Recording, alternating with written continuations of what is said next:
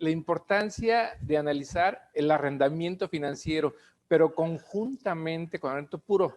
¿Por qué? Porque normalmente llegan y nos ofrecen a las empresas arrendamiento puro y nos dan todas las ventajas que tienen, ya sea en la parte financiera, en la parte fiscal, en la parte patrimonial.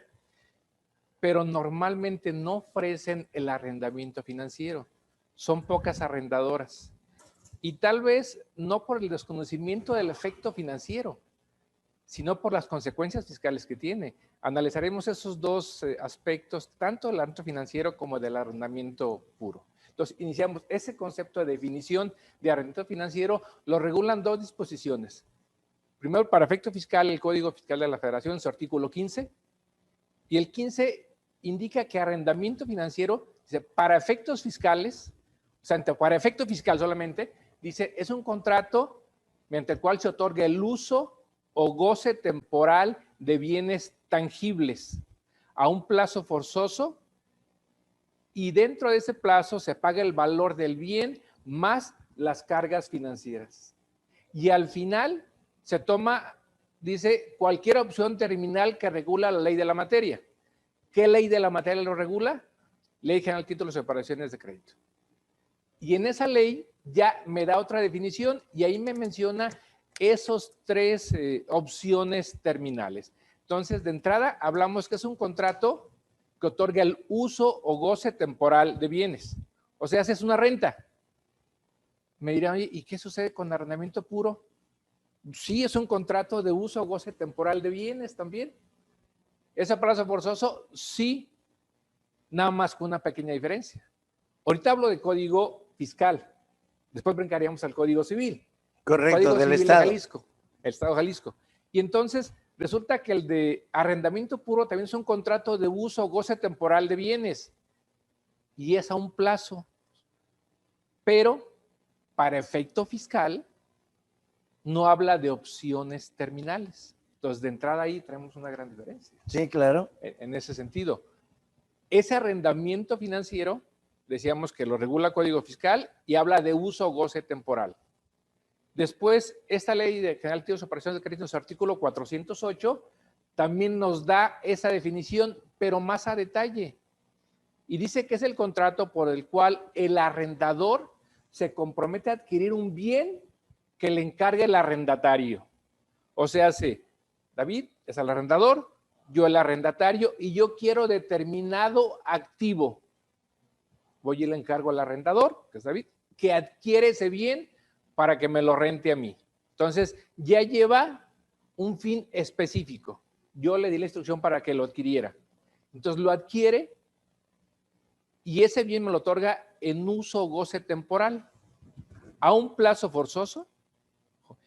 Y en ese plazo forzoso, decíamos, pago el valor del bien más las cargas financieras. ¿Qué quiere decir? Que el plazo que estipulemos queda cubierto el queda bien. cubierto el bien.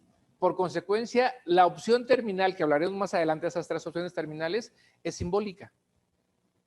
Financieramente, correcto, no me estoy descapitalizando.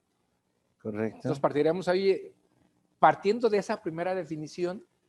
Entonces, ¿qué hago? ¿Tomo un contrato de arrendamiento financiero o un contrato de arrendamiento puro?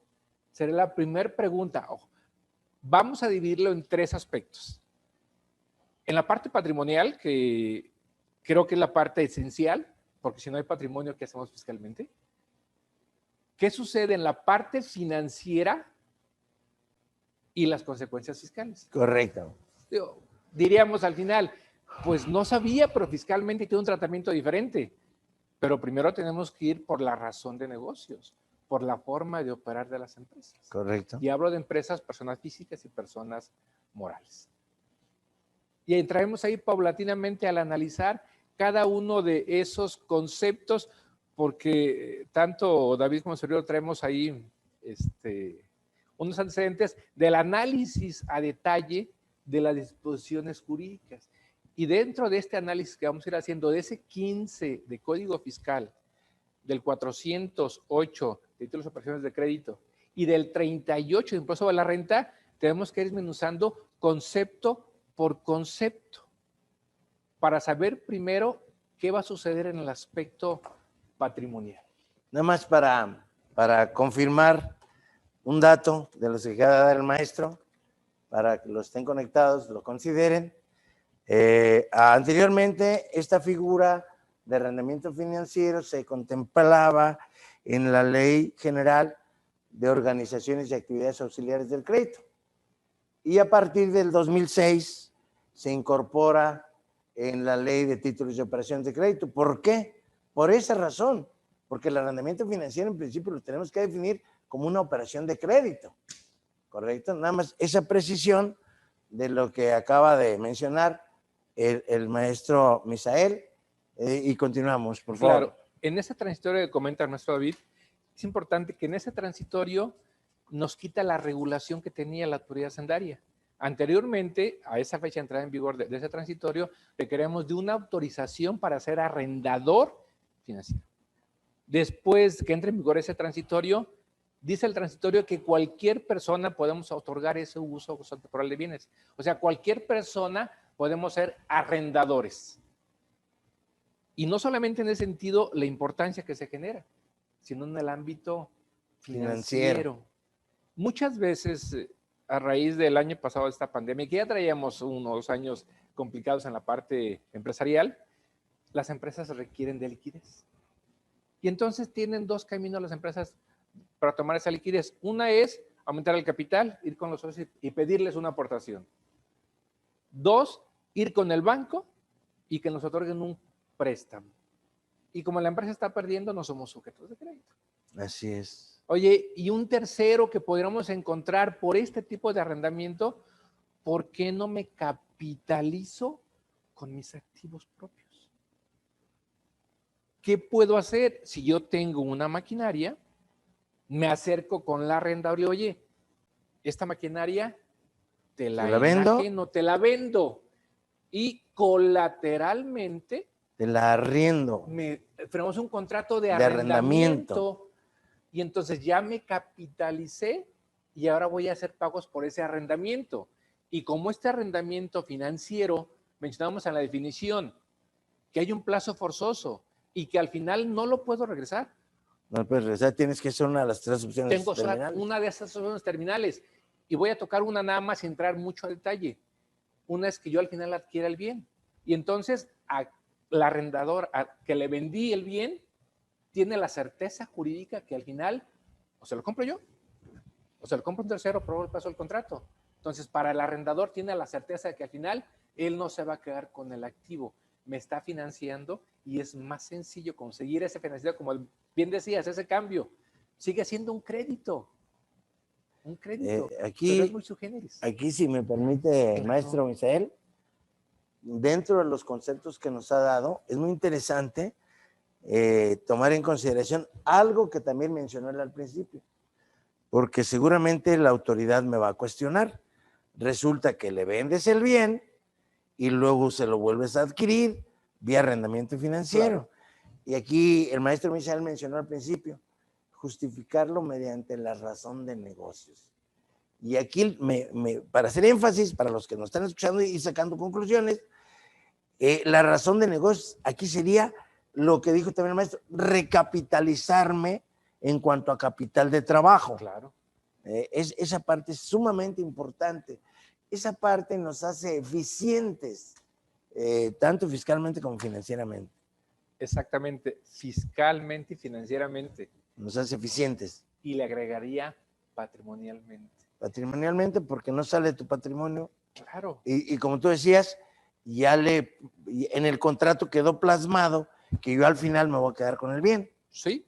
O puedo dejar esa opción terminal en puntos suspensivos. Nada más hacer referencia a las del 410 de la Ley de Títulos y Operaciones de Crédito. Es correcto, que tocaremos esos artículos. ¿Qué sucede? Pacto al inicio, la opción terminal o 30 días previos a que concluya el contrato. Y entonces, mencionas la parte financiera y la parte fiscal. Oye, ¿y qué sucede con la parte patrimonial? Yo soy de la idea que sí requerimos activos en las empresas para evitar toda esta situación que se dio de 2014 con las empresas, que no tienen activos y demás. Pero los necesarios, pero hay activos con valor importante en la empresa. Y sabemos que está en la empresa tenemos mayores riesgos. son riesgos importantes. Ahora, una pregunta aquí en este tema. ¿Todos los bienes de activo fijo son susceptibles de arrendamiento financiero? Sí, es correcto. La definición, tanto del Código Fiscal, dice, hay bienes tangibles. Correcto. Es una conclusión muy buena. O sea, marcas, patentes, eso no es objeto de arrendamiento financiero. Traemos una contraposición de las disposiciones. Código Fiscal dice bienes tangibles. O sea, para efecto fiscal, bienes tangibles. Para efecto de ley financiera, dice el 408, bienes. No dice tangibles. No dice tangibles. Entonces, si me voy al capítulo de bienes del Código Civil Federal o Estatal, pues bienes que son los bienes móviles e inmuebles, no los intangibles. Entonces, ahí traemos nada más esa línea delgada respecto de las marcas y patentes, por lo que dice 15 del Código Fiscal. Correcto. Que habla de bienes tangibles, pero, y aquí habla de todos los bienes. No vamos a dar ideas para que metan a sus clientes en problemas. No. Vamos a hablar de las cosas precisas que podemos aplicar con la ley y de la aplicación estricta de la ley. Algo que quería yo mencionar, tú mencionaste las 3 opciones terminales, sí. que son, ¿me dijiste? Primera opción terminal es que yo al final del contrato me quede con el bien. Correcto. A un valor simbólico. Simbólico, correcto. ¿Por qué un valor simbólico? Lo platicamos hace un momento. Dice la ley que en el plazo del contrato pago el valor del bien a las cargas financieras. Correcto. Y al final tiene que ser simbólico. Normalmente es del 1 o del 2%. Correcto. Porque en el plazo del contrato ya lo pagué. Y enseguida hablamos de esos plazos. Primera opción terminal. Primera opción terminal, ¿qué me queda? ¿Segunda? Segunda opción terminal, que yo prorrogue el plazo del contrato. Al día de hoy jamás he visto que alguien lo prorrogue. ¿Por qué? Porque en ese plazo ya pagué el bien. Si lo prorrogo, pues estoy pagando más financieramente. Esa parte es la que quería. ¿Qué he visto yo en la práctica para subsanar eso? Esa falta de precisión. Porque la segunda opción que me acabas de dar es que yo prorrogue el contrato. Sí. Y en la práctica yo he visto que le vendes el bien prácticamente a la arrendadora, sí, otra vez. Okay. Y te lo vuelve a rentar, sí, como complemento al primer contrato. Claro. Entonces ahí es una doble financiamiento en el capital de trabajo que adquiere la empresa. Por supuesto. Sí. Es una alternativa excelente. Sí, entonces yo no digo, oye, ¿y lo vas a deducir? Sí. Lo vas a deducir a las tasas de depreciación. Así es de que no lo estás deduciendo 2 veces. El segundo contrato lo vas a adicionar al primero para que lo sigas depreciando. Se suma al monto original de la inversión. Correcto. De hecho, en la primera opción terminal me faltó agregar. O sea, al final yo pago un valor simbólico y ese valor simbólico se suma al monto original de la inversión. Para seguirlo depreciando en las tasas. Para seguirlo depreciando en las empresas. Por eso hablábamos de ese 15 del Código Fiscal y el 408 títulos de operaciones de crédito. Traen su definición, pero ¿qué consecuencias fiscales tienen? Que es el punto interesante. En la primera opción, decíamos, yo pagué el valor del bien, más los intereses, que es la carga financiera. Al final, voy y pago un valor simbólico. ¿Qué hago con ese valor simbólico? Se suma al valor del bien. Entonces, tendremos que remitir al 38, impuesto sobre la renta. Entonces, podemos decir que si yo tomo la segunda opción de prorrogar el contrato, la arrendadora, voy a decirlo así, me debe reembolsar el valor que el bien tenga en ese momento para yo poder prorrogar el contrato, por lo que te decía que hemos visto en la práctica. Claro. Sí. Ok, ahí tenemos el problema de cómo regresa ese dinero, como ingreso, disminución del gasto. Yo normalmente, ¿qué me diría? Y no sé si sea casualidad, queda como la opción tercera, que es la más común que se ha dado. Que un tercero. Que un tercero adquiera el bien y que yo participe del ingreso. Del ingreso, pero simbólico. Sin entrar ahorita a las consecuencias fiscales, que más adelante vamos a entrar, yo partiría en 2 aspectos. Uno es la parte de la empresa, me queda claro. Y ya veremos qué efectos fiscales tiene, para dejarlos al final. Pero la segunda, ¿qué sucede con mis trabajadores? O sea, ¿por qué? Tenemos empresas que tienen comisionistas. O tenemos trabajadores que son leales y queremos apoyarlos en la parte de adquirir un bien, un automóvil. Y entonces, ¿qué sucede? Yo le puedo financiar el vehículo, va por un préstamo, o él va y pide el préstamo y conforme le voy pagando el sueldo, él destina un porcentaje del sueldo a pagar ese crédito automotriz, que es un total consumo. Correcto. Pero él como asalariado, pues no aprovechó nada. ¿Por qué no hacer un cambio? Y hay un término que yo utilizo mucho con Chabelo. Es mucho más grande que tú y que yo. Nosotros somos unos bebés comparados con él. Digo, hay que reconocerlo, ¿no? Es como de mi edad. Creo que te dobla la edad todavía. Y entonces, ¿qué sucede si yo mejor como empresa voy y tomo el arrendamiento financiero? Y al final del plazo del contrato, no me quedo con el bien, no lo prorrogo y la opción la tomo un tercero. Y el tercero, ¿quién es? Tu empleado. Al que quiero beneficiar. Ok. Él va y paga el 1% de ese valor. Ahí sí me conviene plasmarlo desde inicio en el contrato. Cuando toma la opción un tercero, ¿también se hace acreedor ese valor residual o tengo que vender o la arrendadora tendría que vender el valor de mercado? Ok, buen punto. Es importante elegir una arrendadora porque son políticas internas. De acuerdo a la ley, el nuestro que dice el 410, dice que a un valor inferior de mercado. Ah, correcto. Un valor inferior es el 1, el 2, el 5, el 20, el 30. No menciona mínimo. No menciona mínimo. Correcto. Pero si la misma definición me dijo que ya lo pagué, ¿cómo al final me quieres cobrar un valor comercial como sucede con Arrendamiento Puro? Que enseguida entro con esa diferencia que se da. De ahí el por qué, si va a ser un tercero el que toma la opción de compra, es importante plasmarlo. Y lo comento por una experiencia de hace 12 años, concretamente, con una institución financiera, que no voy a decir el nombre. Porque luego se enoja. No digo nombre, institución financiera. Resulta que en esta empresa se adquirió maquinaria a un valor muy importante. Y el contrato decidimos hacerlo a 12 meses. Casualmente lo iniciamos en enero. Y El día terminamos 2. en diciembre.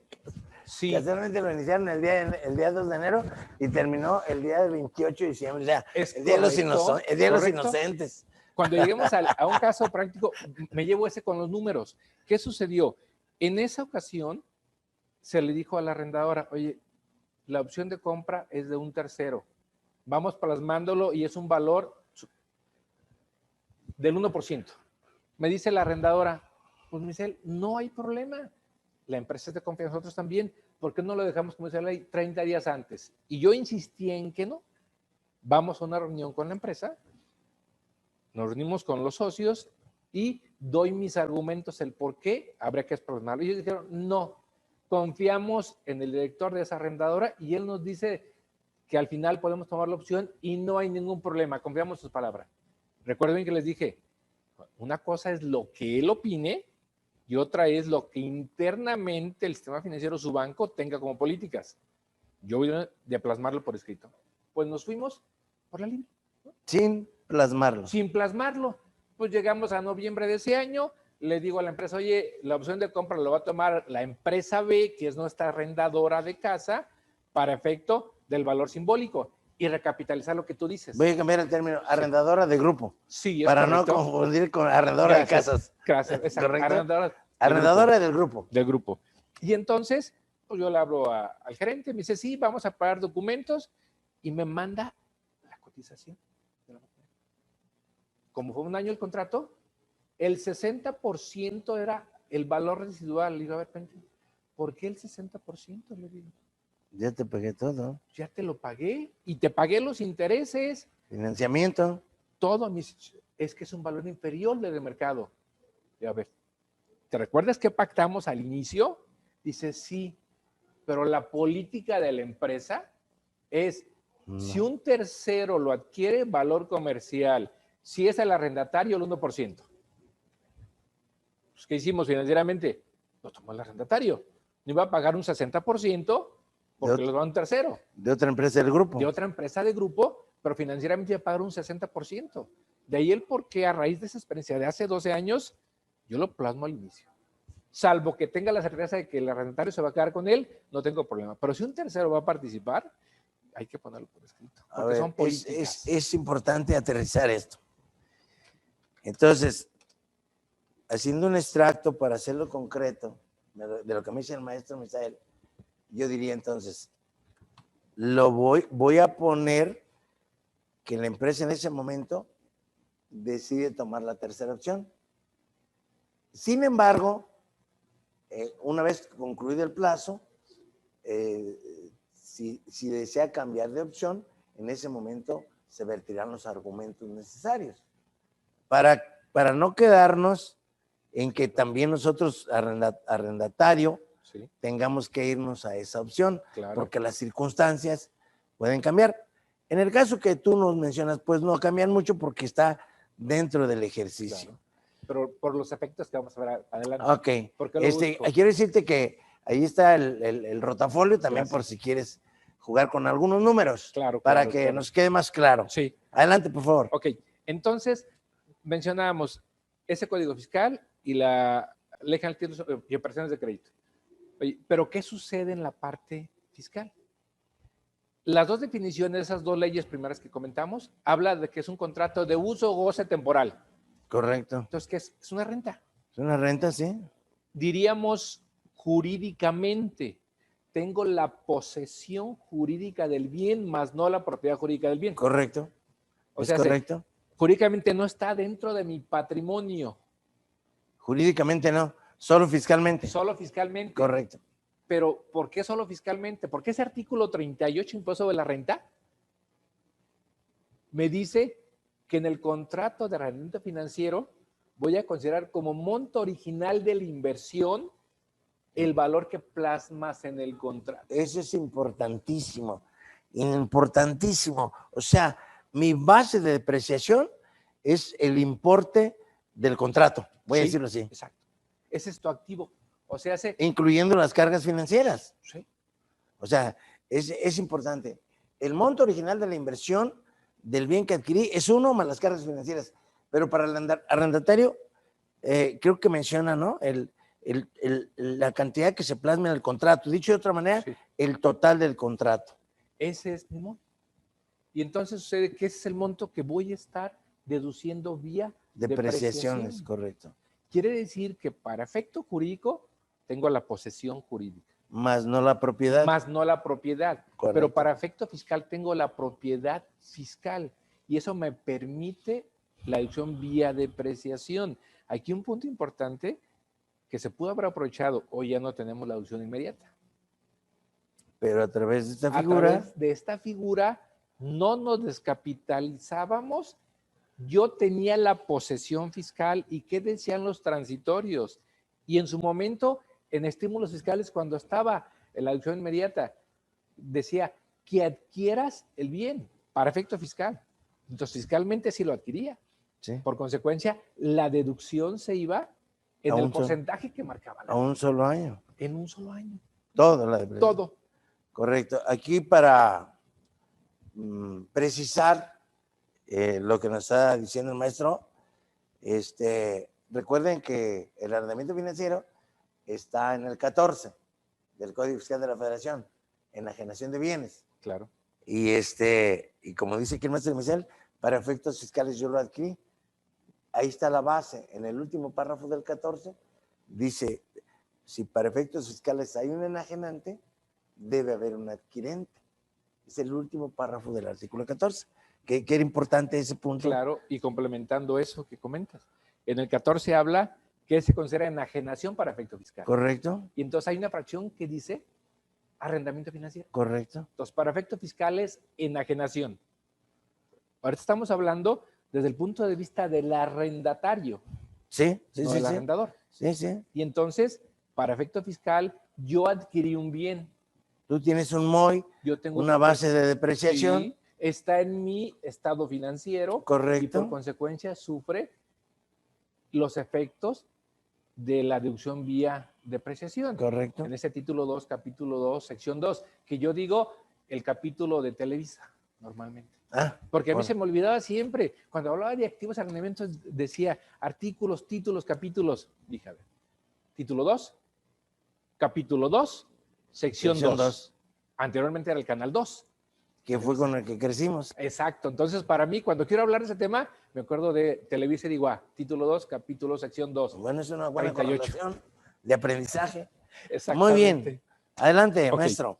Y entonces decíamos, al llevárnoslo a la parte del artículo 38, que ahí ya nos habla qué es el monto original de la inversión y los efectos fiscales que se van a dar. Entonces, ahí una diferencia adicional a lo que platicábamos del arrendamiento puro. Decíamos, retomando esa parte, arrendamiento financiero es uso o goce temporal de bienes. Arrendamiento puro es uso o goce temporal de bienes. Ahí está igual. Primera diferencia, que en el arrendamiento financiero pago el valor del bien.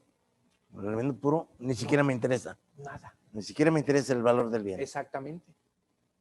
Siguiente, en el arrendamiento financiero tengo 3 opciones terminales. Correcto. En el puro no tengo opciones terminales. Por si estamos en nuestro hermoso estado de Jalisco, en esta perla de Occidente, ahí sí me da una opción de arrendamiento puro con opción a compra.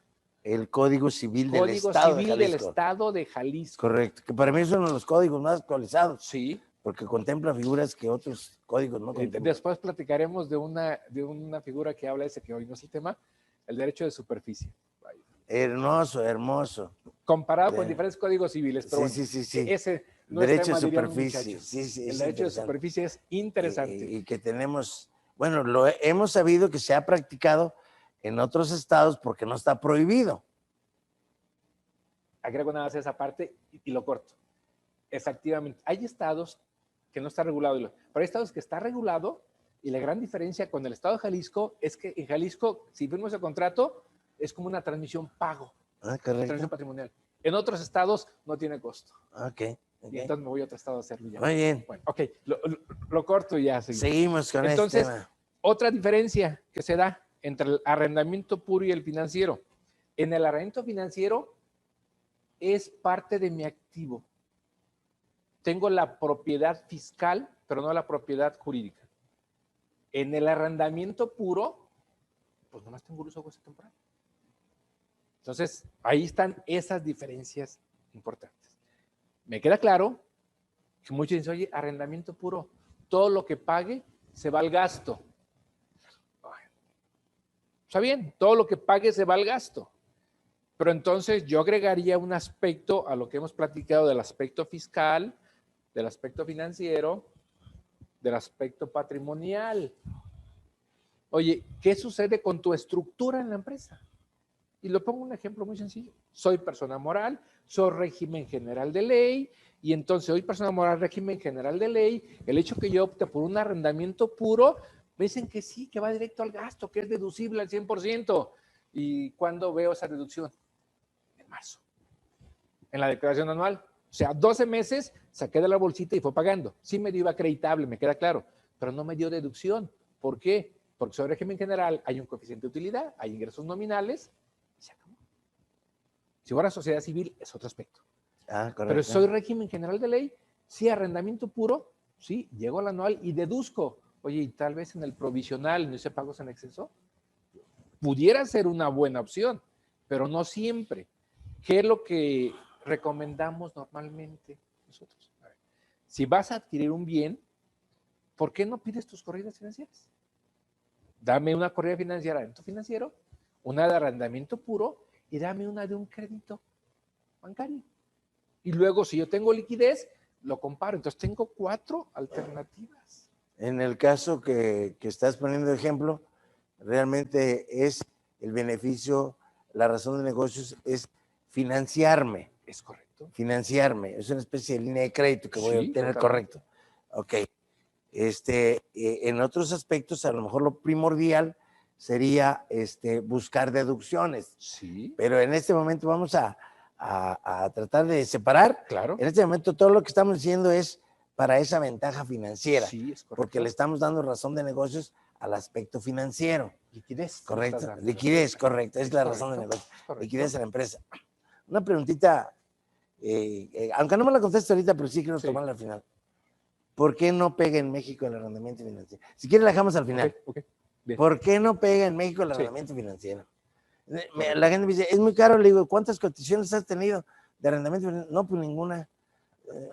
Entonces no me puedes decir que es caro, o sea, pero hay un aspecto cultural que nos hace no entrar en eso. Me la contestas al final. Y te digo que banco lo maneja ese y mucho, al final. Bueno, órale, ya está, muy bien. Esa, Entonces seguimos con el efecto fiscal. Okay. Y entonces, ahí tenemos ese efecto fiscal, decíamos, entonces me voy a arrendamiento puro, sí, directo al gasto. Oye, si hablamos de automóviles, con las reglas, ok. No, para entrar a ese detalle. Ok, correcto. Me voy a la maquinaria, a otro activo, para no entrar al 175, los 6,000 pesos. Correcto, está bien. A maquinaria, vamos sobre su maquinaria, porque luego también nos resulta eso. Todas las arrendadoras financieras anuncian más la adquisición de automóviles. Sí. Y yo creo que los automóviles vamos a verlos otro día aparte. Ahorita estamos buscando la razón de negocio, financiamiento de la empresa, y vamos a hablar de adquisición de maquinaria. Ok, de maquinaria, de automóviles no. No, de automóviles, ahorita en el momento no. Pero si nos vamos al reglamento, ahí dice que es automóviles. Luego entonces, las camionetas, como en el rancho, esas no son automóviles. Correcto. Los tractocamiones no son automóviles. Y entonces hago un espacio en esa parte que bien dices. Los tractocamiones, correcto. No son automóviles. Los montacargas no son camiones, correcto. Ok. Entran las motocicletas, creo que no son automóviles. No. Y hay unas agencias ahí por Avenida Patria que venden motocicletas con 3 letras que no sé cuánto cuesten. Pero oye, imagínate. Bueno, entramos. Y entonces, ¿qué sucede? En automóviles no. Me llevo el mismo ejemplo de arrendamiento puro. Ahí sí es deducible lo que pago a rentar mes a mes. En el arrendamiento financiero, lo que pago mes a mes no es deducible.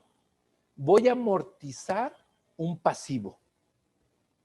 ¿Por qué amortizo un pasivo? Por lo que tú comentaste hace un momento. Es un crédito al final de cuentas, es un crédito, nada más que muy sui generis.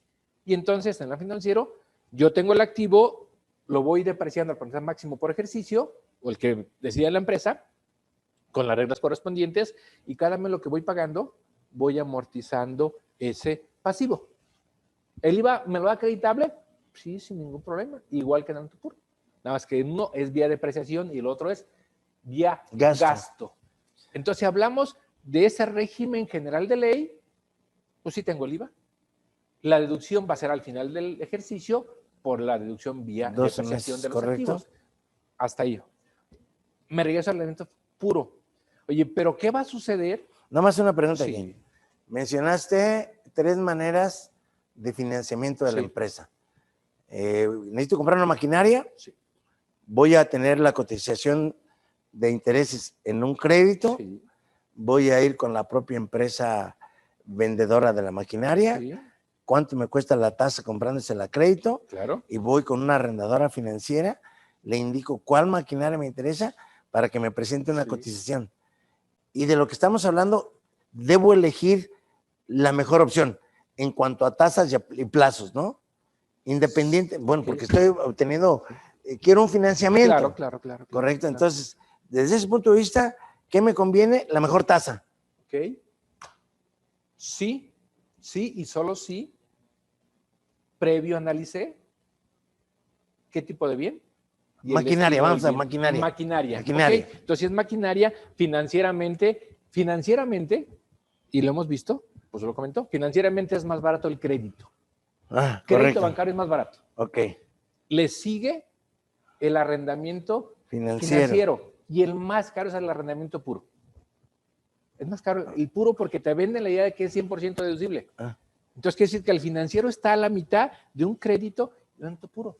Y entonces, al tener las 3... efectos fiscales y financieros. Y financieros. Y entonces, ¿qué hacemos financieramente? Primero, pide las 3 cotizaciones y nos vamos al final a lo que estamos pagando.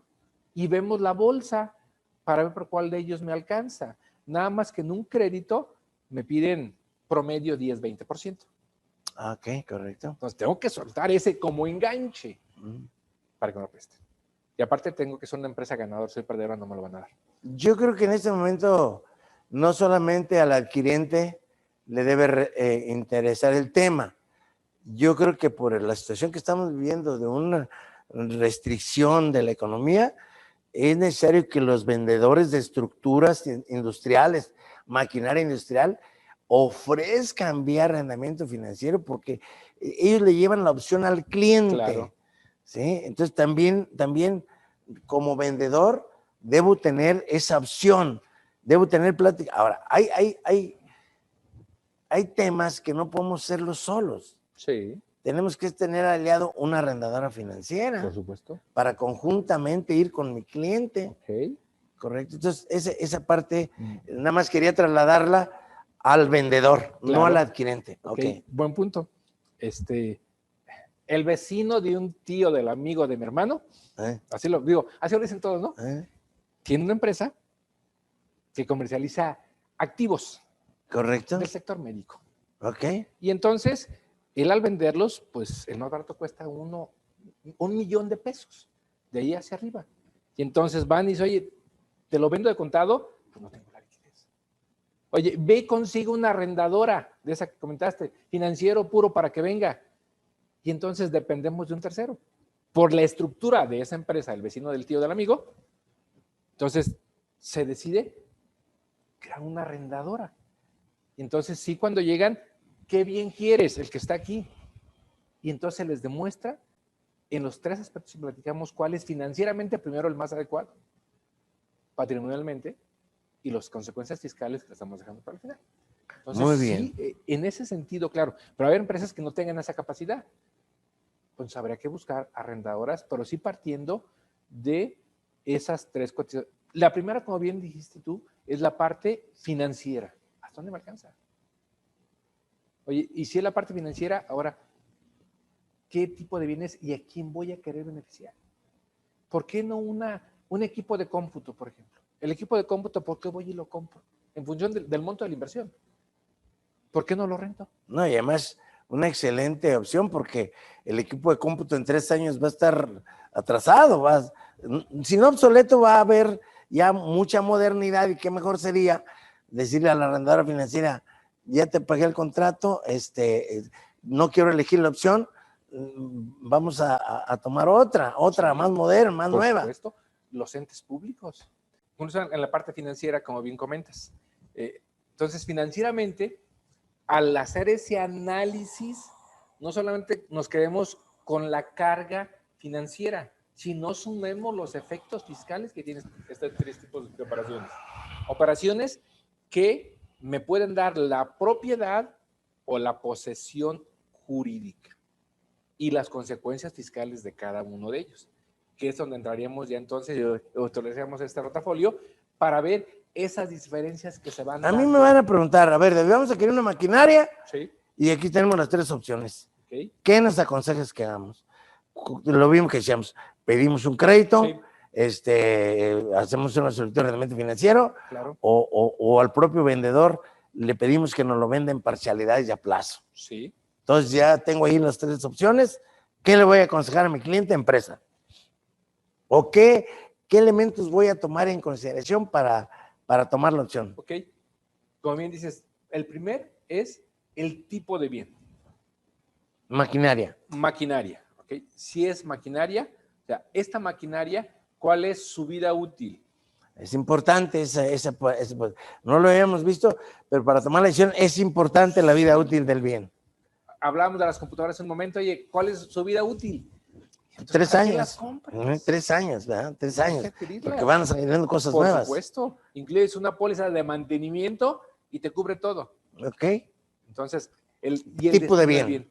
Exactamente. El tipo de bien y la vida útil. Oye, si hablamos de esa maquinaria, luego entonces vimos esa parte financiera por el tipo de bien. Ahora, ¿qué consecuencias fiscales tiene esta maquinaria? Hablando de el crédito o el arrendamiento financiero o arrendamiento puro. El segundo o tercer punto, perdón, que vamos a considerar es la necesidad de la deducción de este bien, porque tenemos un proyectado al cierre del ejercicio. Desecho el arrendamiento puro. La tercera opción sería que me la venda a mí la empresa que lo posee. Sí. Crédito, parcialidades, también es qué tasa, qué plazo, qué. Claro. Si me lo vende la empresa y voy con un crédito financieramente, okay, sí es más barato que el arrendamiento financiero, sí es más barato. pero tenemos que agregar los riesgos que tengo en la empresa. Ok. Porque es parte de mi patrimonio. Correcto, sí. Y Ok. en los otros contratos no es de mi patrimonio. Jurídicamente. Jurídicamente no es mío.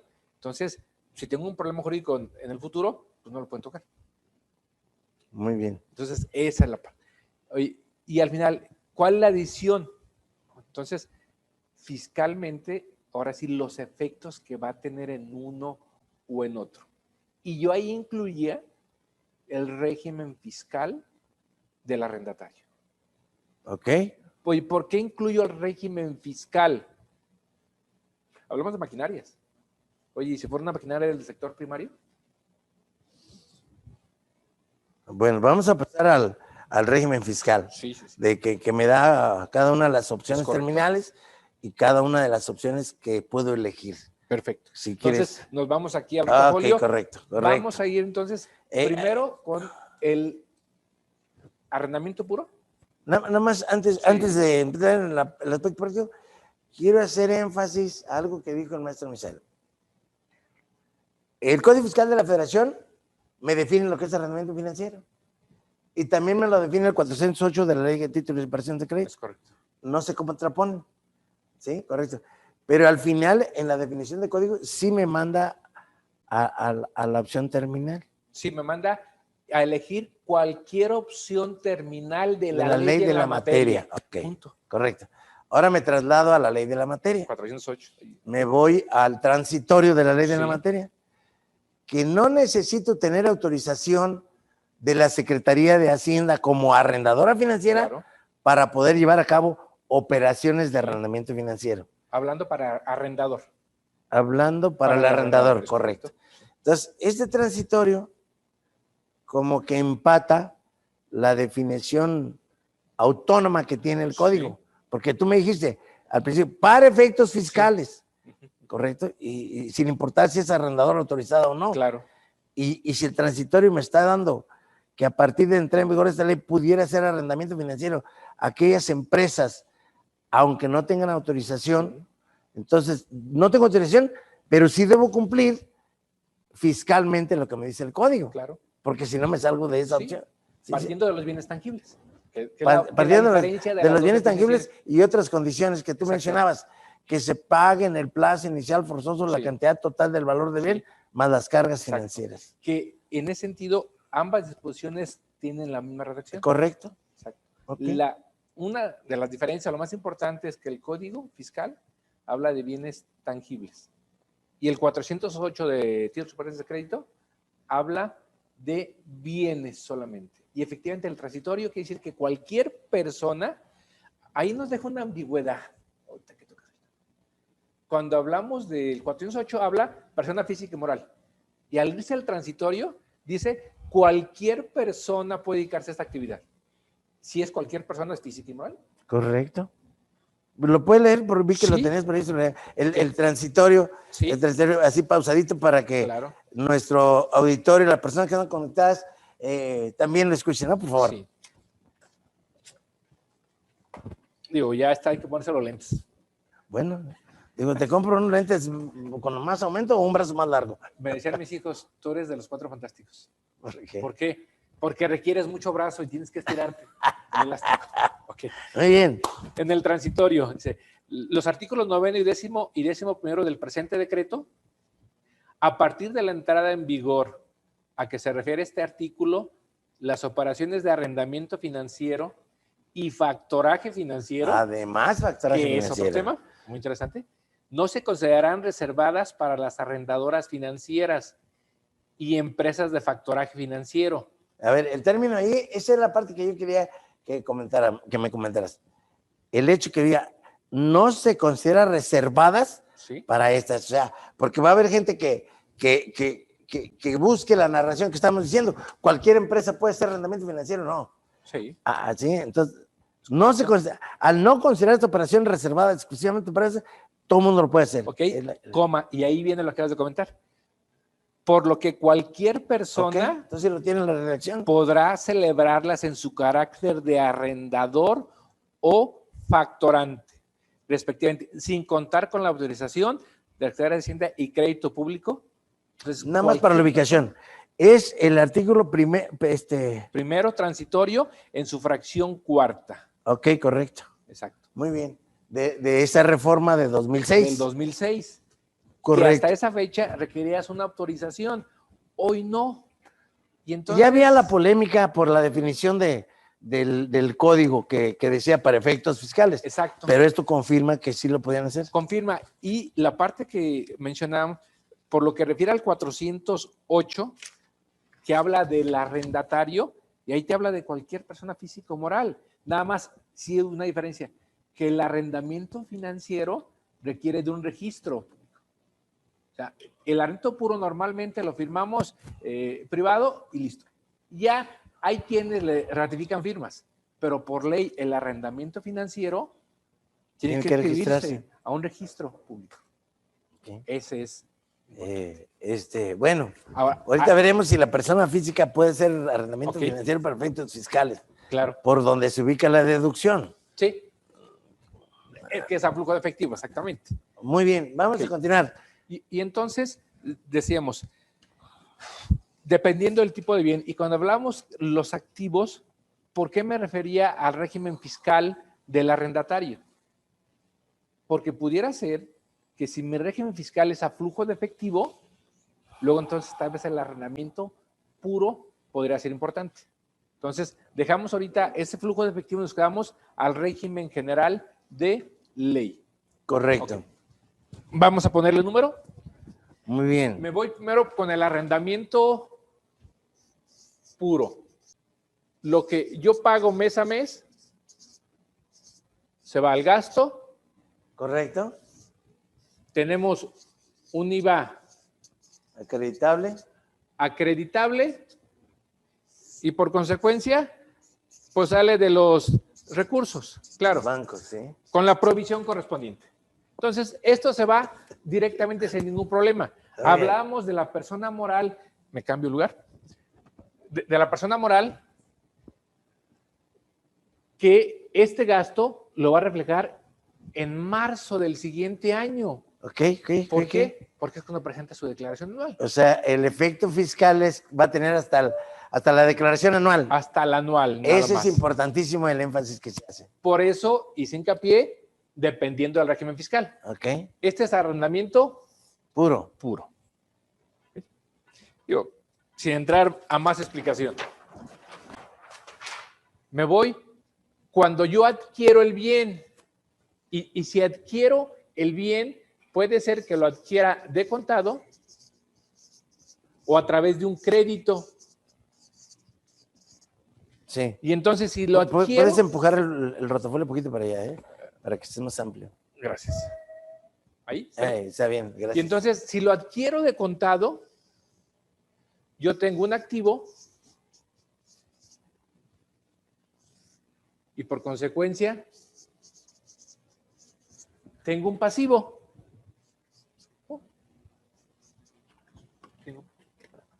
Con los pagos que voy haciendo, con cada pago, por consecuencia, ¿qué sucede? Voy amortizando paulatinamente el pasivo y va saliendo del recurso de la empresa. ¿Qué pasa aquí con el IVA? Con el IVA, ok, buen punto, con el IVA acreditable. Del total del contrato. Del total del contrato. Aquí estamos hablando si lo adquiero de contado o lo adquiero a crédito. Independientemente de si adquiere crédito de contado, yo puedo acreditar el 100% del IVA. Eso es importantísimo. Entonces, nuevamente, dependiendo del régimen fiscal. Oye, aquí me da el 100% del IVA. Si la máquina me costó 1 millón más IVA, son 160,000 que los tengo en un mes como acreditables. Correcto. Sea de contado o sea crédito. Oye, ¿por qué si es a crédito me acredito el 100%? Por lo que dice el 1B de IVA. Porque el interés del acreedor ya quedó satisfecho. No le debo a la empresa que se le adquirió la maquinaria. O por el último párrafo del 14 del código. También del 14 del Código Fiscal. Ligado al Código Fiscal de la Federación con el 1B de IVA. Del momento cuando es efectivamente subsanada la obligación. Subsanada esa obligación. Y entonces tengo aquí, oye, para efecto fiscal, ¿qué sería? Pues entonces, ahora sí me voy a ir para efecto fiscal con la depreciación. que esta depreciación es la que nos vamos a llevar al gasto. Sí, financieramente va a ser mes a mes, Ok. pero fiscalmente, dice la ley, ahí los veo en marzo del siguiente año. ¿Qué pasaría si, como el contrato que tú pusiste ejemplo, a un año, y lo toma de opción un tercero? Ok.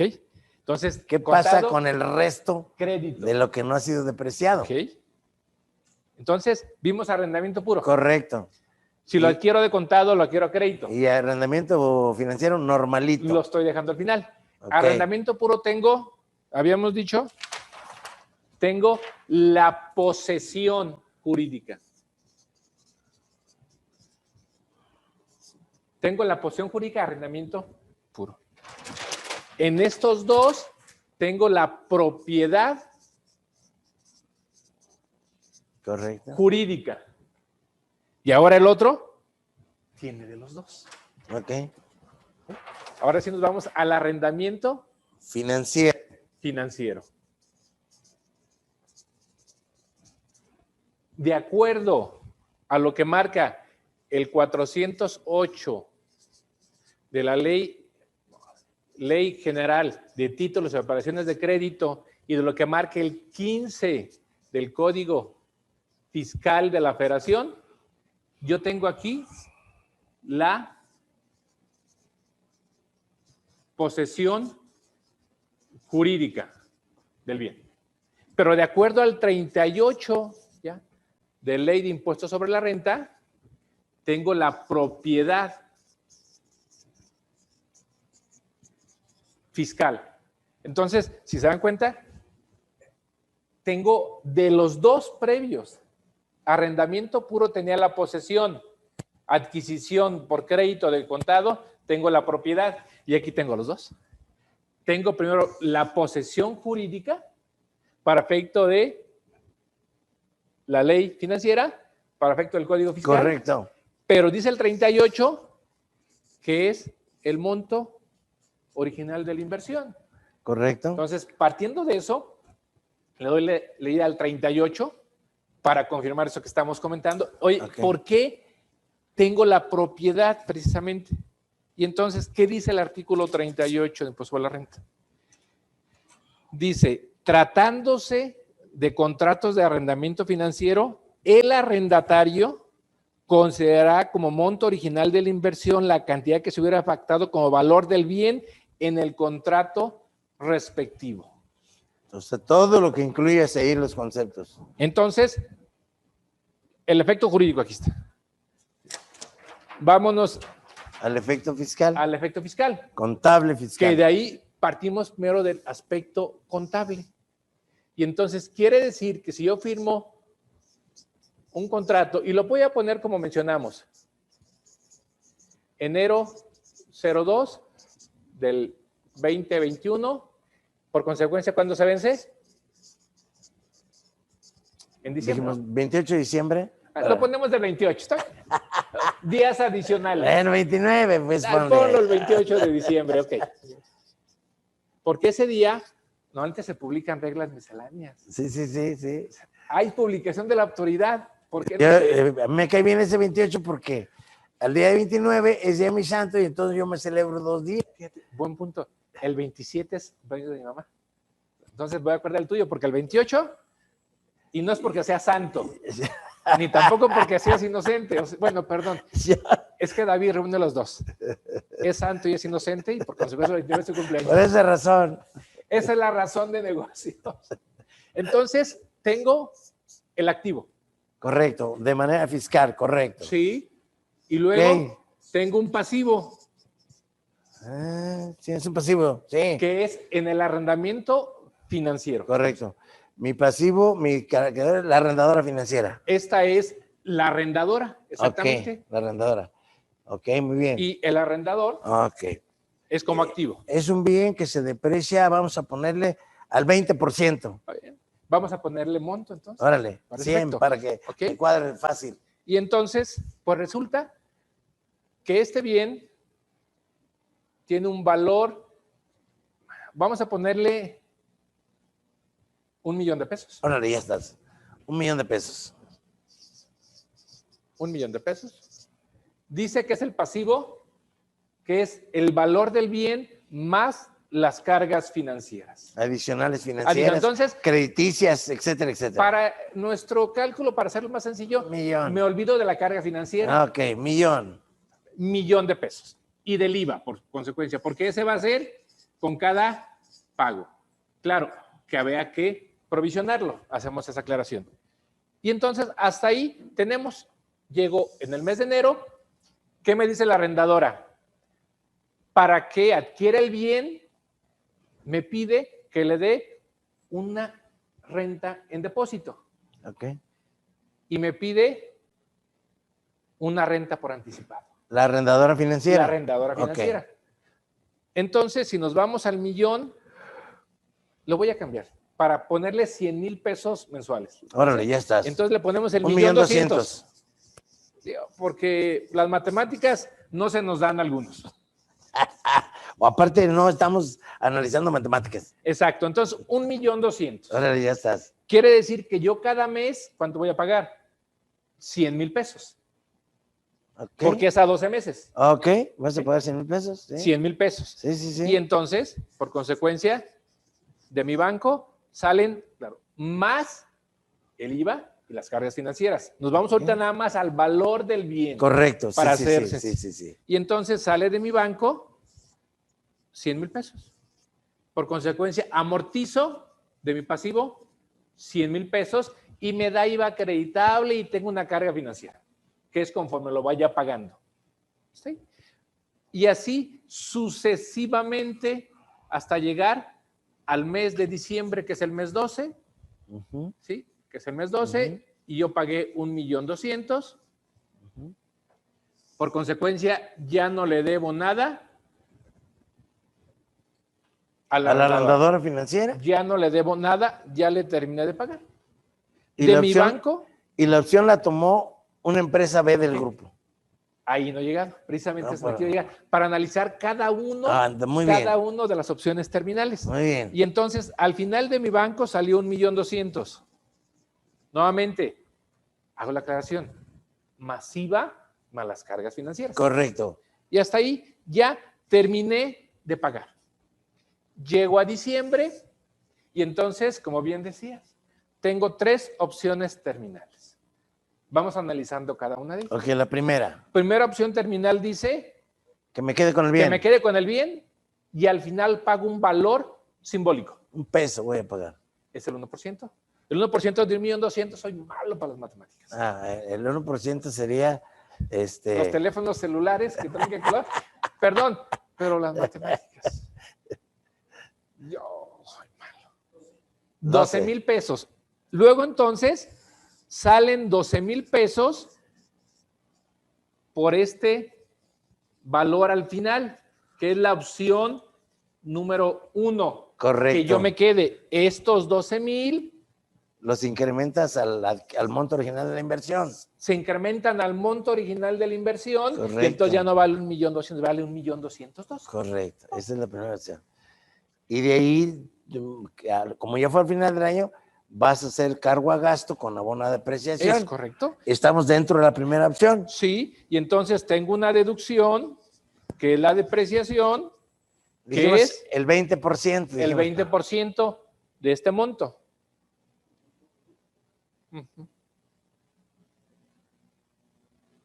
1,212.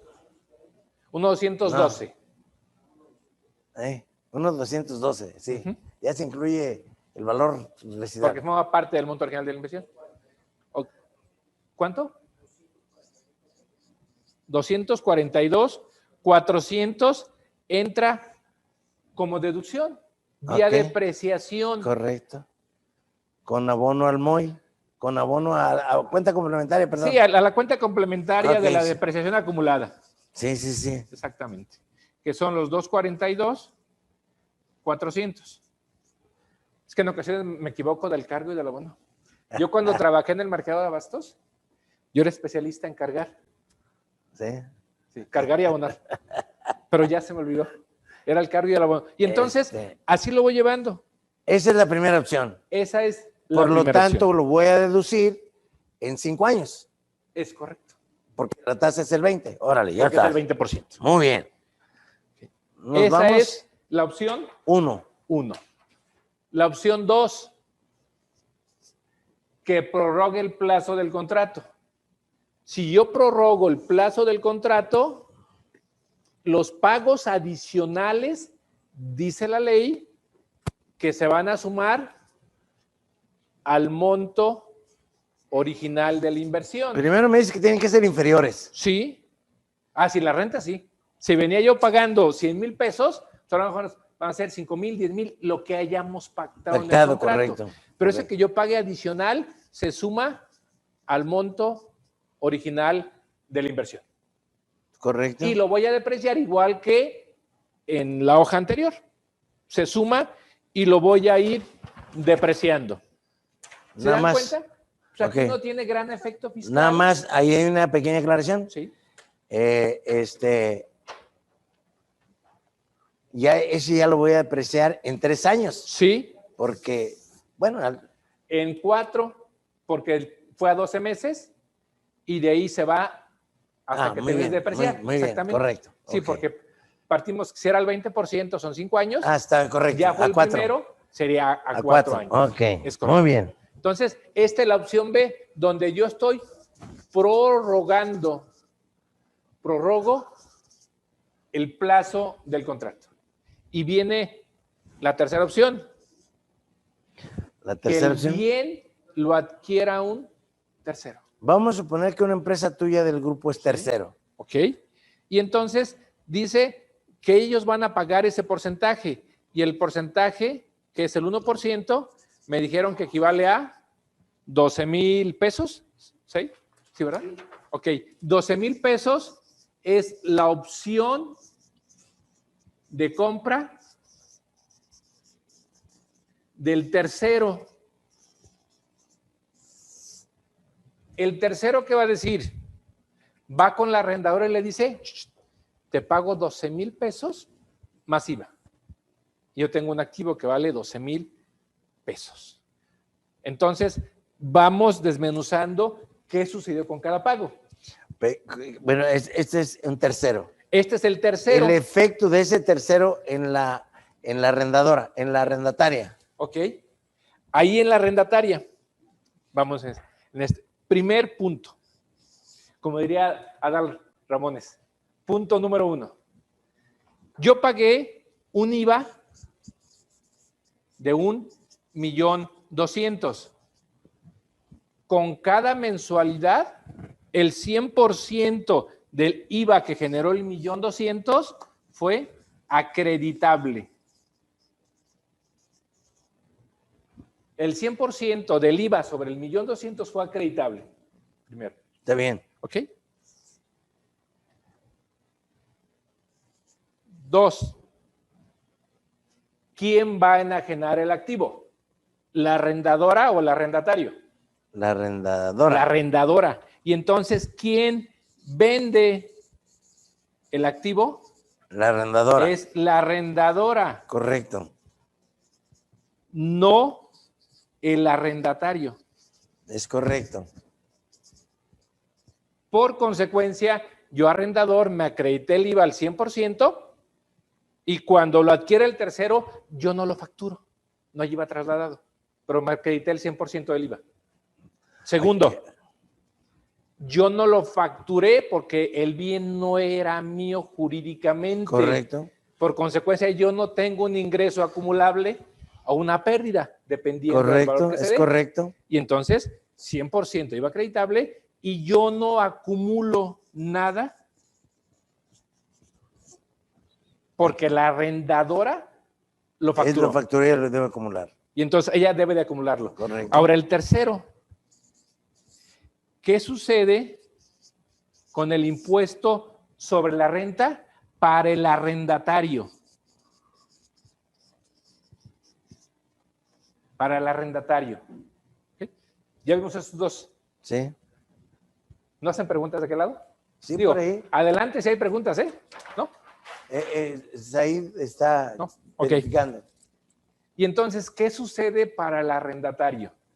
Retomamos el valor.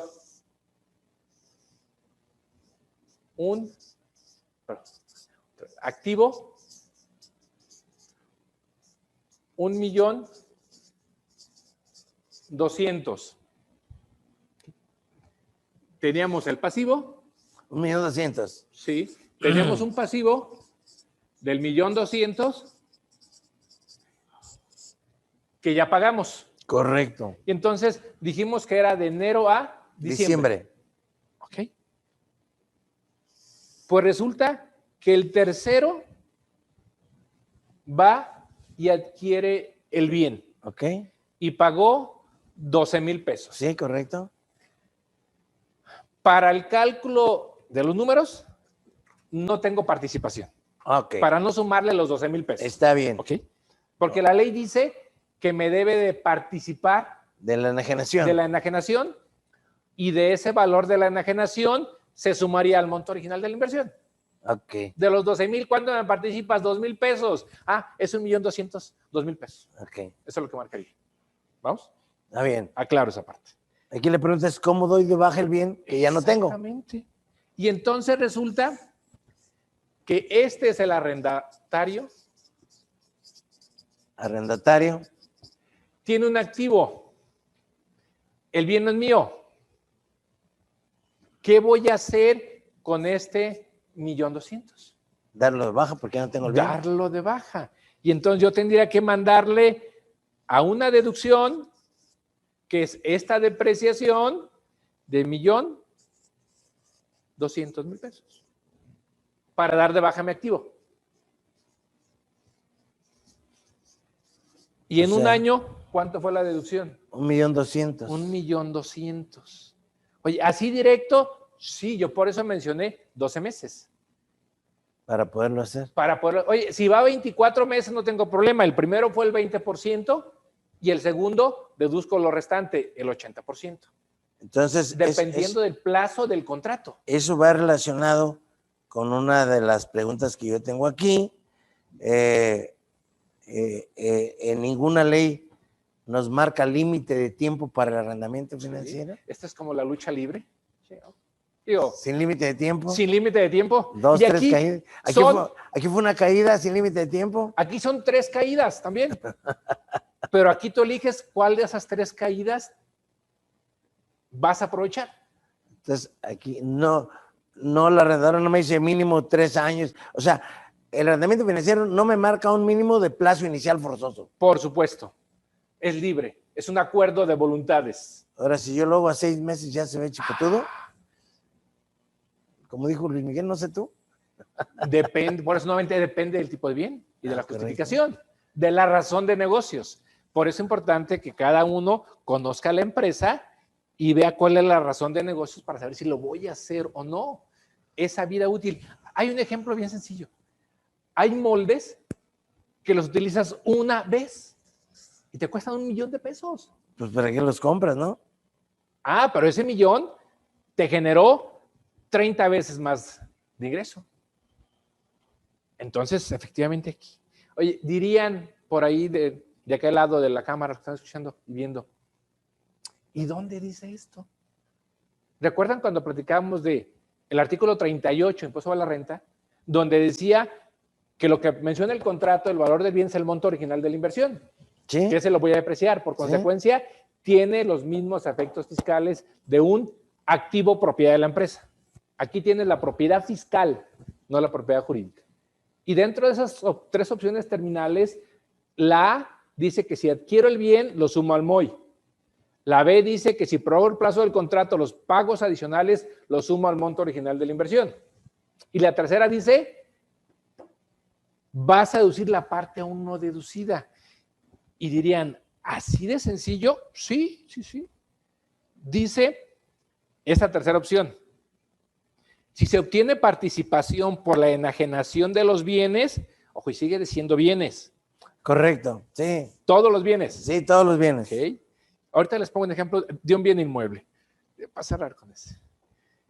Si se obtiene participación por la enajenación de los bienes a terceros, deberá considerarse como deducible la diferencia entre los pagos efectuados y las cantidades ya deducidas. Hago pausa. ¿Cuáles fueron los pagos? 1,200,000. ¿Quieres ponerle peligro al asunto? Yo no digo que lo hagan, pero no es clara la ley. Dice los pagos efectuados. Y la pregunta, ¿y el IVA no lo pagué? No lo vayan a hacer. Yo nada más menciono lo que dice la ley. O sea, El IVA no lo pagué. o sea, lo estás pagando, ¿no? Porque aquí dice, ojo, vuelvo a repetir, lo leo para que no lo hagan. Hago la aclaración, ¿no? Que quede grabado. Pero así dice. Deberá considerarse como deducible la diferencia entre los pagos efectuados y las cantidades ya deducidas. Sí, pues en el fondo. Digo, Correcto, está bien. Ahí déjalos a la conciencia de cada quien y al valor. exactamente.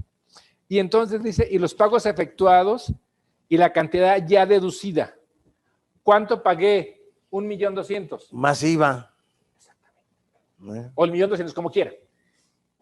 ¿Cuánto he deducido en el año? Nada. Porque la deducción fiscal es por ejercicio. Okay. Financieramente es mes a mes, pero fiscalmente es hasta marzo. Okay. Entonces yo llego a diciembre, no tengo ninguna deducción. ¿Cuánto pagué? 1,200,000. ¿Cuánto me falta? 1,200,000. En 12 meses tengo derecho a la deducción del 100%. Sigo leyendo para terminar. Dice, menos el ingreso obtenido por la participación en la enajenación del bien. De esos 12,000, ¿cuánto participé? Y se lo resto a lo que voy a deducir. Al gasto. ¿Por qué? Porque fue un ingreso, al fin de cuentas. Ok, correcto. Se elimina. Con esto le doy la deducción en un año. Oye, tú dijiste 6 meses. Bueno, para los atrevidos. ¿Quién dice que no? Yo vuelvo a repetir. No, por eso era la pregunta. ¿Sí? Si ninguna, ni el código, ni la ICR, ni la ley de títulos de prestación de crédito te mandan cuál debe ser el plazo mínimo forzoso. No te lo dicen. No, dice plazo forzoso. Y en ese plazo forzoso pago el valor del bien a las cargas financieras para la deuda. Correcto. Entonces, quiere decir, aquí hablamos de una maquinaria. ¿Sí? Digo, que en sentido estricto, normalmente el 10% por año. En lugar de irme a 10, me voy a un año. Claro, para hacerlo un año requiero de liquidez. Oye, si yo tenía la liquidez, diría el empresario, oye, y si voy y lo pago de contado, 10 años para la deducción. Te descapitalizaste. Sí, úsalo ese en otra actividad más productiva en la empresa. Aprovecha esta forma, como bien mencionaste al inicio, esta forma de financiarte, porque es una te estás financiando al fin de cuentas. A ver, aquí nada más para complementar la idea. Lo adquirió una empresa del grupo. Sí. Y ahora te lo va... En arrendamiento puro. En arrendamiento puro. No fue arrendamiento financiero. El puro es diferente. Entonces te cobra una renta. Imagínate, es para que no lo hagan también, Ojo, aclaro, es para que no lo hagan. Una persona moral del título séptimo. O sea... Creo que del capítulo octavo. Creo que del capítulo octavo. Que son las... Persona moral a flujo de efectivo. A flujo. Oye, 5 millones de pesos. Está bien, no hay bronca. 5 millones de ingresos. Y es conforme lo cobres. La persona moral fue la empresa del grupo que tomó la opción. Sí. Ya, esta que aparentemente no trae muchos beneficios, sí los trae. Sí, ok, bueno. Aquí. Ahora, no me digas qué me va a decir la autoridad, pero sí. Voy a tener que tener bien soportado todo esto, porque por supuesto. No le va a gustar que le pises los callos con una deducción inmediata que tú creaste. Que la ley lo dijo. Que te permite la ley. Sí. Bueno, también le cambia el término. Es muy transparente la ley. Ok. O sea, entonces, que hay una transparencia por la definición que te da. Y como bien dijiste, oye, ¿qué hago con el activo? Lo llevo al párrafo sexto del artículo 31, impuesto a la renta. Correcto. ¿Qué dice el párrafo sexto del artículo 31? Vas a deducir La parte 1 deducida, ¿cuándo? ¿Cuando enajenas el bien o cuando el bien deje de ser útil? No, para mí está más claro Sí, el la 38. autoridad te va a decir El eso. 38 porque no enajené. No, porque no es mío. Entonces mejor me sustento en el 38. 38. Porque en este caso es la opción que la toma un tercero. Por supuesto. Por eso, este contrato, dice la ley financiera, que debe estar en un registro público. Correcto, ese registro es importante. Sí. Oye, yo ¿Por qué es importante? Porque tiene poco tiempo la obligación. Sí. ¿Cuánto tendrá esa obligación, Misael? Pues desde que inició en el 2006. Okay, correcto. Con el transitorio también le puso reglas del juego distintas. Correcto. Y lo interesante es que este tercero que adquiere el bien no requiere autorización de nadie. Ok, muy bien, o sea, muy bien. Pero puede ser porque dentro del grupo, por todos los efectos que ha dado del 2014 a la fecha, con todos los cambios, pues tenemos que estar seccionando algunos aspectos. La parte, ¿por qué tú? Adelante. Sí, ok. Estamos hablando de esta máquina. Correcto. Yo lo llevé, imagínate, al sector de autotransportes de carga. ¿Cuánto cuesta un tractocamión? ¿Barato? ¿1.200.000? Barato. Barato. Más la caja. O sea, la caja es donde cargan. Y puede ser una caja seca. Refrigerada. De redilas. O puede ser una plataforma de un Loboid, de los que cargan 50, 100 toneladas. ¿Cuánto cuesta ese tipo de bien? Oye, ¿cuándo lo vas a deducir? Ay. Entonces, imagínense. Y si hablas de un coordinado, pues ¿cómo vas seccionándolo? Yo por eso hice hincapié cuando hacía la pregunta, oye, decido cuál de estos es el mejor para el empresario. Y mencionábamos al inicio, la parte financiera primero. Perdón, la parte patrimonial, la parte financiera y la parte fiscal. O sea, en la parte fiscal tengo que ver incluso la persona que va a ejercer la opción. Sí. Si la pongo en el título 2 o en el séptimo, en el octavo del séptimo. ¿Correcto? Imagínate, aquí mismo del séptimo hay otra regulada. A flujo. A flujo. Y aparte, como tú dices, si lo pongo en el transporte, ahí hay otra ventaja en combinarlo con el coordinado. Muy bien. Con N número de cosas que se pueden dar. Y aquí hablamos de la empresa. Pero cuando hablamos del trabajador. Para la opción de motivarlo, de incentivarlo. Lo cambias por un automóvil utilitario. Él va a pagar 1%. Oye, ¿cuánto costó el vehículo? Voy a cerrarlo en los 175,000 pesos. ¿Cuánto es el 1%? 1,750. ¿Cuánto pagó el trabajador? 1,750 pesos. Más IVA. Y el trabajador tiene su coche con 1,700. Oye, se lo asignamos a él, ¿eh? Era el contador. Ya ven que el contador es el que más quiere en la empresa. Pero lejos de... Pero entonces ahí la opción es que la empresa sea el arrendataria. Sí, es correcto. Y que la opción la compre el tercero, que es su trabajador. Perfecto. Ok. Y entonces, yo digo, a ver, si le vas a dar una prestación de previsión social, donde la vas a limitar por la deducción del patrón 53 o 47, para que él compre y pierda el IVA y pierda la deducción, porque no soy, ven, ¿qué coche quieres? Siéntense, ahí lo sientas. A ver, este año, ya estamos en abril, ¿cuáles son sus planes en la parte personal? Y entonces, él la toma al final, a lo mejor ahí no de un año, me voy a 2, a 3 o a 4 años, no tengo problema. Él lo va a estar usando y al final él se va a quedar. Me dice, oye, pero es que el trabajador y la empresa, espérame, quien lo va a facturar es la arrendadora, no el arrendatario. Y entonces, beneficio a quien yo quiero. Y hablamos de ahí de los agentes de venta. Si buscas solo el beneficio, pues lo más importante sería hacerlo a 4 años por la depreciación del bien, para que no vean que hay una... Sí. Porque el objetivo es beneficiar al trabajador. Es correcto. Pero ¿qué sucedió? Servicio al trabajador. Si fuera una prestación de previsión social, limitada la deducción. 53.47. 2, en ese sentido. Él cuando llegue y lo adquiera, paga un valor simbólico. 3, él lo va a usar. ¿Sí? O sea, tiene un destino, diríamos, tiene nombre y apellido. Nada más para complementar la idea. Cuando él tome la opción y el carro lo va a seguir utilizando en la empresa, se requiere que hagan un contrato Ok, de ok. comodato. Sí, sí. ¿Verdad? Para que O lo que hacen algunas empresas, que ha tocado verlo aquí en el despacho, le renuevan vehículos a los ejecutivos cada 2, 3 o 4 años. ¿Está bien? Y lo renuevan. Y ahí viene una pregunta interesante. Ya para sentarme, como dicen. Ya para callarme. No, te falta la última, te Oye, falta la que te dice. Sí. Y para el trabajador, si pagó el 1% de un valor del bien, ¿qué no será ingreso por adquisición de bienes? No. En el título cuarto, en el capítulo 5, no lo contempla. No lo contempla, es correcto. Y entonces, cuando hablamos de bienes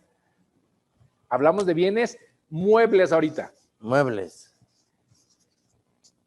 Nuevamente, lo digo para que no lo hagan.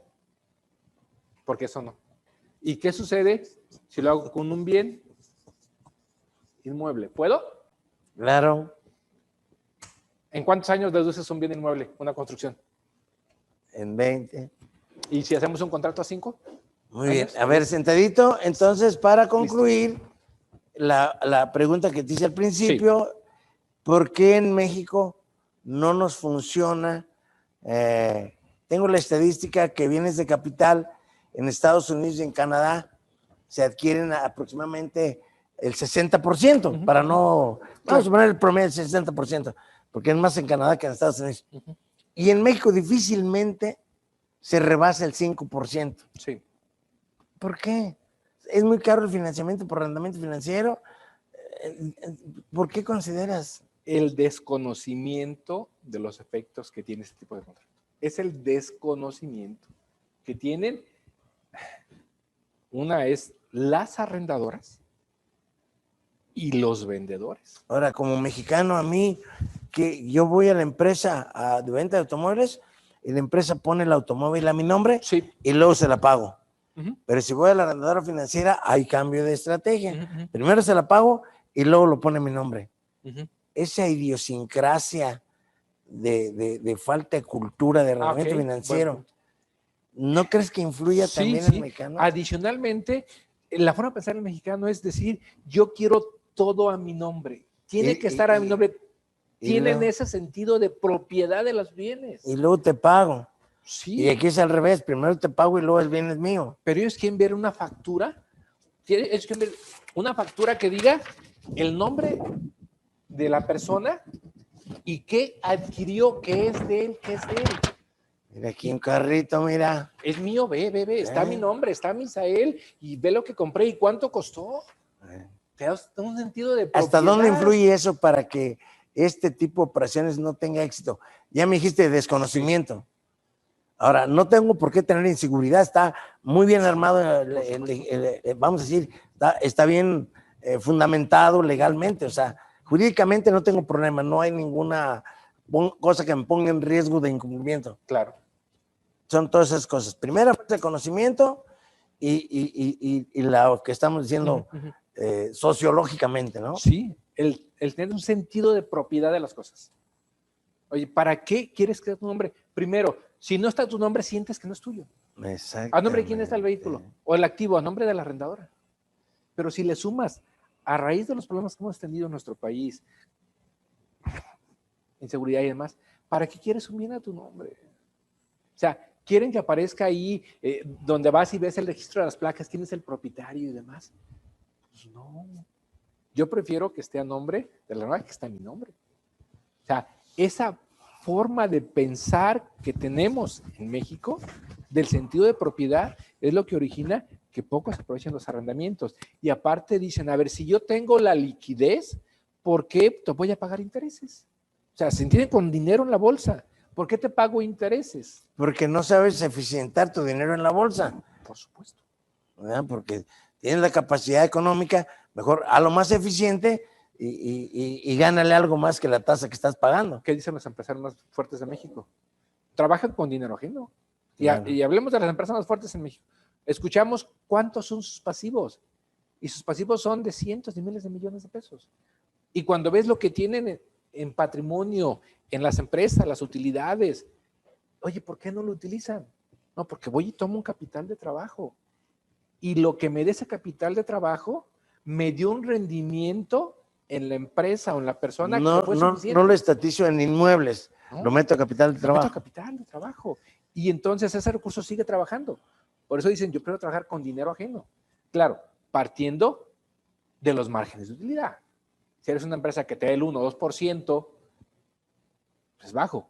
Habrá que ver el volumen. Por eso yo mencionaba, dentro es la empresa, su actividad económica, sus márgenes de utilidad. No todo está hecho para este tipo de figuras jurídicas. Ok, correcto. Hay Tienes que ver hacer, cambiar ese chip. el Como bien esquema. dices, el esquema. Cuando nos ha tocado ir a hablar con las empresas y no se los cotizan, dicen, es que ese no lo conocen en la arrendadora. Pocas arrendadoras manejan. No, y la cosa que, como dijimos, que cualquier empresa, entonces ahora vamos a decir, no lo conocen las empresas como herramienta para vender. Por supuesto, es que no lo conocen. Ya no nomás vamos a decir la arrendadora financiera, por el transitorio que nos hiciste el favor de leer. Y aparte, es porque te dicen arrendamiento puro, lo que pagas es gasto, es deducible el 100%. Aunque tenga una desventaja contra esto. Por supuesto. Financieramente, el arrendamiento puro es más caro que el arrendamiento financiero. Y lo hemos visto en N número de cotizaciones, que el arrendamiento financiero está más barato entre 2 y 3 puntos porcentuales que el arrendamiento puro, porque el puro te lo venden precisamente como la panacea en la deducción. Yo no digo que no sea una deducción interesante, sí lo es, pero ¿por qué no exploran por ese tipo de bienes? Y lo agregamos ahí. Y los bienes pueden ser bienes muebles o bienes inmuebles. No limitarse. Correcto. Porque es patrimonialmente que el bien inmueble pues no es de la empresa, no es del empresario, es de la arrendadora. Pero si lo usa, es una forma de hacerlo productivo. O sea, la conclusión es, haz productivo lo que uses. Claro. Independientemente que sea tuyo o no. Sí, por supuesto. Entonces tienes una gama de opciones partiendo de los efectos que se genera cada contrato. Tú hablaste de un tema que van a platicar creo que en mayo. Creo que dijiste efectos fiscales de los contratos. Ajá. ¿Que este no es un contrato? Sí, claro. Creo que platicamos hace 1 o 2 semanas de un tema aquí y hablamos de la importancia del acto jurídico. Sí. Ese acto jurídico es llevado a un contrato. Fundamento. ¿Qué efectos jurídicos tiene el arrendamiento financiero? El puro, el crédito, la prenda. O sea, todos los contratos tienen ese efecto. Y hay un tema que llegamos a platicar allá en el doctorado, ese tema, cuando decíamos, oye, ¿qué fue primero? ¿El huevo o la gallina? Yo nunca he sabido, salió hoy. Pero entonces me la llevo al ámbito que platicamos al día de hoy. ¿Qué es primero? ¿La ley fiscal o el acto jurídico? El acto jurídico. Primero. ¿Y entonces qué hace la ley fiscal? La ley fiscal viene y califica el acto jurídico. Claro. Y dependiendo de ese acto jurídico son las consecuencias. Por eso yo digo que el efecto fiscal, dirían los políticos, es un daño colateral. No sé si hay alguna pregunta de ahí del auditorio. Ahí está la pregunta. ¿Alcanzas a verlo? Sí, dice, ¿no habría ingreso para el empleado conforme al 125 y el 130? Ok, el 125 del impuesto de la renta está en el capítulo de enajenación de bienes. Y el 130 efectivamente es el capítulo de adquisición de bienes. Y en ese 130, para tomar esa fracción precisamente que mencionan ahí, es importante irse directo, porque en ese capítulo de adquisición de bienes,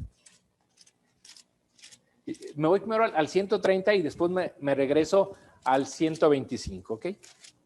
En el 130 dice, se consideran ingresos por adquisición de bienes y la fracción cuarta habla de los supuestos señalados en los términos del artículo 125, 160 y 161 de esta ley. ¿Qué quiere decir? Ese artículo 125 habla de los bienes inmuebles. ¿Y qué es el 125? Que habla de la enajenación de bienes.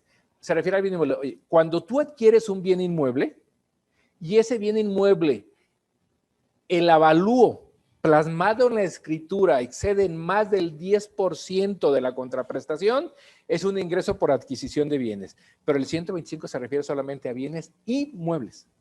No se refiere a bienes muebles. Esa es la gran diferencia del 125. ¿Qué recomendaría esa parte? Cuidemos el 125 cuando adquiero bienes inmuebles. Cuando adquiero bienes inmuebles, vean primero el avalúo y la contraprestación. Si el avalúo excede en más del 10% de la contraprestación, el 100% es ingreso acumulable, el notario te retiene el 20%. Ahora tú, ese avalúo tuvo que hacerlo la autoridad. En primera instancia lo hacen para efecto de la escrituración, pero efectivamente tenía que hacer la autoridad. Ok, correcto. Sí, habla del avalúo que Ahora, tiene el la bien inmueble. autoridad que hace el avalúo es la autoridad local. Es el perito, es el ingeniero. ¿Sí? Okay. Cuando yo adquiero un bien inmueble, el notario me pide un avalúo, No. o él mismo lo manda a hacer. Correcto. Ese avalúo tenemos que cuidarlo respecto de la contraprestación. O fijarnos bien para ver si nos hace caer. Exacto. En esos supuestos. Es a lo que se refiere el 125, que son los bienes inmuebles, y habla del notario. Correcto. ¿Algún mensaje final, maestro? Misael, pues, que analicen. Por último, es importante tener presente las cotizaciones. O sea, ¿por qué irnos siempre con la primera o con la que nos platican? Cuando llegan y nos presentan el arrendamiento puro, en la parte inferior de las cotizaciones dice cuánto es el ahorro fiscal. Y entonces, oye, al final te dicen, hasta me sales debiendo, te hice un favor. Oye, permíteme, analice ese aspecto con la parte de las otras formas de la propiedad o de la posesión de los bienes. No siempre irse con la primera. Y se vale cuestionar al que te está vendiendo ese producto. Correcto. O sea, el por qué me dices que este es ideal y no lo cambias por otro. Y entonces entrar a analizar los efectos. Yo he mencionado normalmente que yo el efecto fiscal lo dejo al final. Por eso yo le llamo daño colateral. Ok. Es un daño colateral que va a tener al final. Pero primero lo que te tiene que aceptar el empresario, y en ese caso, quien está revisando ese tipo de contratos o esas cotizaciones, que es su asesor, que puede ser el contador interno, el contador externo o el asesor, es ver nuevamente qué tipo de bien, el destino del bien y el régimen fiscal que tiene el empresario. No irse siempre por el primero que te ofrece. Y decíamos que ya al final, yo voy a decir, hay un banco que sí maneja este tipo de arrendamientos, ¿eh? Y es de este color, por cierto. Es de este color el banco. Muy bien. Está en Monterrey. Y ellos sí manejan este arrendamiento. Y te ponen los dos, ¿eh? El beneficio del puro. Correcto. O sea, ellos no saben qué efecto tiene. Eso es lo interesante. Que cuando van ellos, no saben el efecto fiscal que tiene al final. Por eso la importancia de mencionar en el contrato la opción terminal. En lo particular, a través de la experiencia que les platiqué, yo sí pondría qué opción terminal al final. Si es un tercero o si es la misma empresa. Para que no, para evitar que se nos echen para atrás. Sí, para evitar. ¿Por qué? Te van a decir políticas internas y contra eso, ¿quién pelea? Pues es política interna y no puede hacer nada. Muy bien. Dejar las cosas claras en su momento.